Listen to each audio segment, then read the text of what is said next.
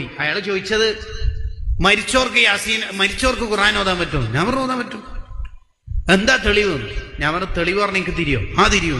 ഇഖ്റഉ മൗതാക്കും യാസീൻ ഇല്ലേ, ഹദീസ് സ്വഹീഹാണല്ലോ, യാസീൻ സൂറത്ത് ഓതണമെന്ന്. അപ്പൊ അയാൾ പറഞ്ഞു അവിടെ മൗതാക്കും എന്ന് പറഞ്ഞാൽ മരിച്ചവർ എന്നല്ല അർത്ഥം, മരണമാസന്നമായവർ, മരിക്കാനായവർ, അവരുടെ പേരിൽ യാസീൻ ഓതിയാൽ പെട്ടെന്ന് റൂഹ് എളുപ്പത്തിൽ പോകും എന്നാണ് അർത്ഥം.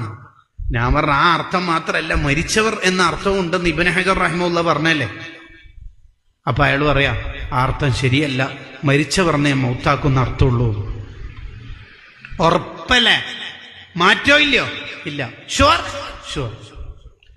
ഞാൻ അയാളോട് ചോദിച്ചു, കഫിനു മൗത്താക്കും ബിൽ അബിയം, വെളുത്ത വസ്ത്രം കൊണ്ട് മയ്യത്തിനെ കഫൻ ചെയ്യണമെന്നുണ്ട്. അവിടെ നിന്ന് അർത്ഥം വെച്ച മൗത്താക്കും, കഫിനു കഫൻ ചെയ്യുക, മൗത്താക്കും മരണമാസന്നമായവരെ, ബിൽ അബിയം വെളുത്ത വസ്ത്രം കൊണ്ട്. കാരണം ഏതായാലും മരിക്കാനായല്ല, ശ്വാസം മുട്ടിച്ച് കൊന്നക്കാം.